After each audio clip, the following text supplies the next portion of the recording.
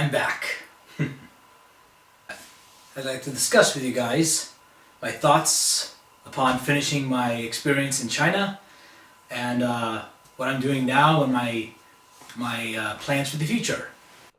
And I've decided to take pity on you and cut out all of my ramblings and replace it with this scripted and edited video.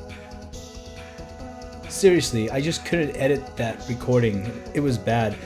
This is why I don't usually do unscripted camera chats. Anyway, I'm currently back at my folks' house again, but I will be moving to Maryland to start a new job in IT. I am working for a company that fixes and maintains computer networks for other businesses. For now, I'm searching for apartments, moving companies, reconnecting with the foods I missed, the video games I missed, and of course, reconnecting with the friends and family I missed. Happy 93rd birthday, Grandma. Nice. And I also met my new nephew, Deegan. He was born almost 6 months after I left. Now that I am no longer affiliated with the company, I feel there's no more risk to revealing their name. That's why the logo was not covered in my last video. It's called English First. If you are interested in becoming a foreign English teacher, they are definitely a good place to start. Most of the people who become teachers there have never taught before in their lives. They help you out a lot and give you a lot of resources. They teach all over Russia, China, and Indonesia. The only requirements are to have a bachelor's degree or higher and to have a TEFL 120-hour certificate. If you do not have one, you can earn one on your own time through many different companies, as well as EF themselves. Now, what else should I talk about? The names! All of our students get English names. Either their parents pick them, they pick them, or we pick them. I had a new student added to the class that was really too high of a class for someone who had never studied English before. Her name is Wei Fan, so I named her Wendy, and she accepted. We try to pick names that kind of sound like their Chinese names, but some students just pick names they like. We had a 3-year-old boy named Run Baby.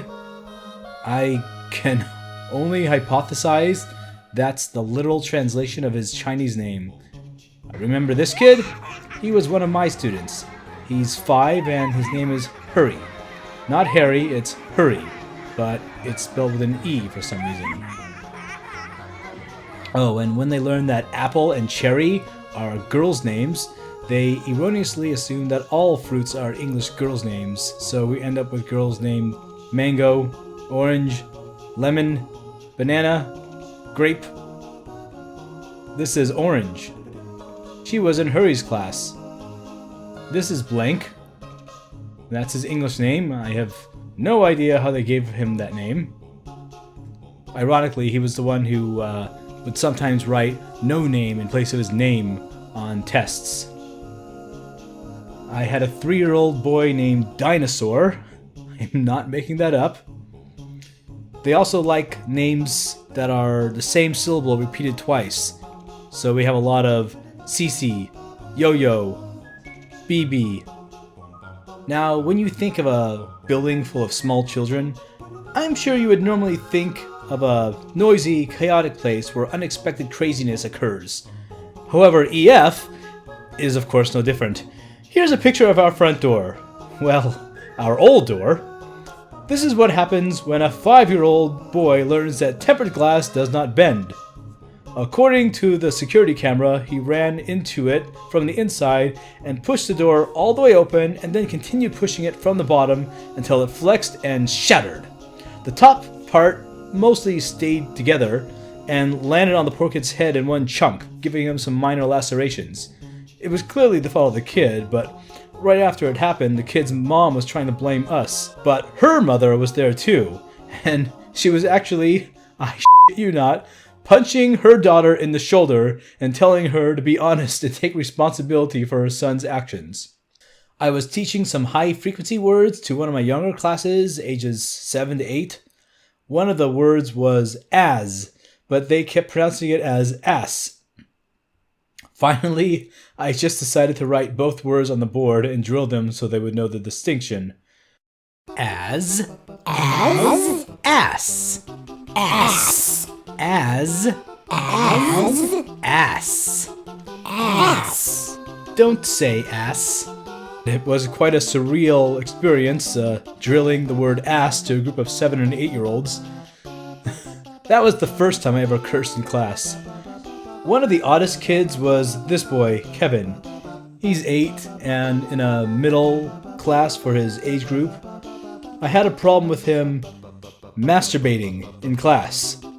His behavior was never the most socially appropriate, but this was pretty weird even for him. I tell him to take his hand out of his pants, and he'd just go back to it as soon as I started talking again. Now, you have to understand one thing. Drilling vocabulary is a very common and necessary task to teach a language, and a lot of the students will just echo new words from you when they hear them. After going through half the class with Kevin constantly jerking off, I was getting really annoyed. I leered over him and said, "Really, Kevin? Really? Isn't it starting to get a little raw?" And then I heard some of the other kids say back, "Raw." Eventually, I had to talk with the employee whose job it is to communicate between me and the parents of my students about his issues.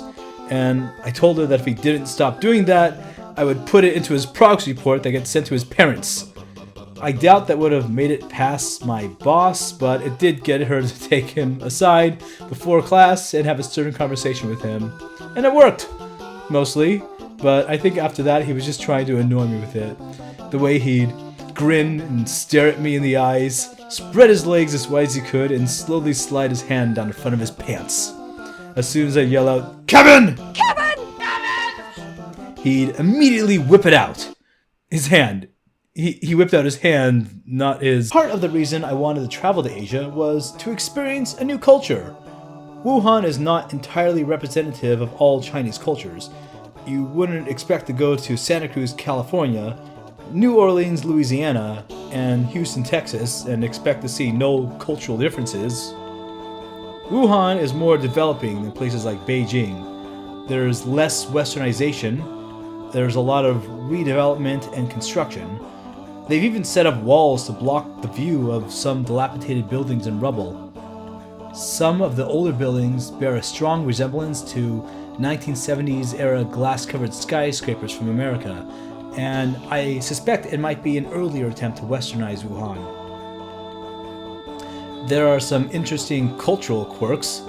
Most of them are about as heavily focused on the education of their children as the internet memes suggest. The kids are not very keen on being creative. In Chinese schools, they always copy the teacher. That's their one job. They don't write their own things, and most of them balk when asked to do so. They will usually try to copy examples or anything the teacher writes instead. Wait a minute. Roll that back. What's going on back there?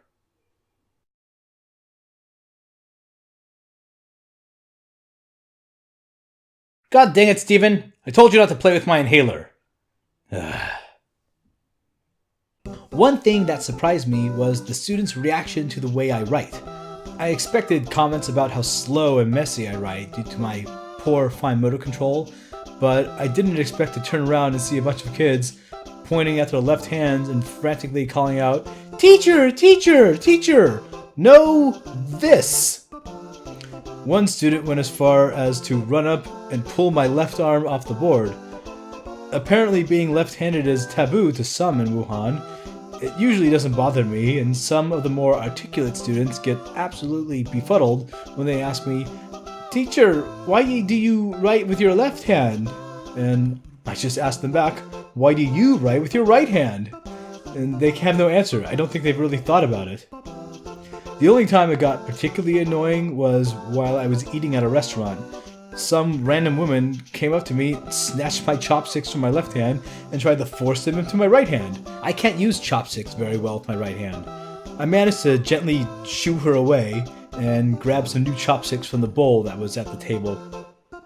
After class one day, one of the parents of my student was in the room and he saw me write on the board. And he says, "Oh, so in America you all write with your left hands?" Yes, because one person is left-handed, everyone must be. Now, I really didn't want to turn this into one of those videos, but being in another culture reminded me a lot about the so-called microaggression claims by some people in America. Questions and comments that are, at worst, clumsily phrased or badly timed are treated as a major issue that non-white people have to endure and holds them back from succeeding. I've had a year of people thinking I'm English instead of American. I've heard that Americans only eat sandwiches. In fact, all of the white teachers are asked if they are either American or English, despite the fact that they come from all over the English-speaking world. I do not even think some of them know these countries exist. So are you Chinese or Japanese? I live in California last 20 years, but first come from Laos. Huh? Laos. We lay ocean. The ocean? What ocean? We all lay ocean. From Laos, stupid. It's a landlocked country in Southeast Asia. It's between Vietnam and Thailand, okay? Population 4.7 million. So are you Chinese or Japanese? Oh, Even popcorn is different in China. They only eat sweet popcorn. When I was at the East Lake, I got a bucket of popcorn and got them to pour salt over it. My English coworkers were excited about it and shared it with me, but the Chinese ones tried it and they said it was very strange. Am I supposed to get all offended from that? How dare you call my food strange? You should be intimately familiar with the snacking habits of a culture on the other side of the planet. So that's it. I'm going to be moving in a couple of days. I no longer own a car or any furniture, so I'm going to be camping out on the floor of my apartment when I pick one, and go shopping. After I start my new job, I should have a lot more time after work than I did in China, so I will sort through the rest of my China footage to upload, and then go back to posting my normal content. Here are a few more pictures before I go. Here's a little kid whose parents obviously don't understand English. Here's a 12-year-old girl with a very interesting pencil case. And tell me if I'm wrong, but is this 6-year-old boy wearing a shirt decorated with marijuana leaves? They look similar, but somehow off. Please tell me this isn't cannabis.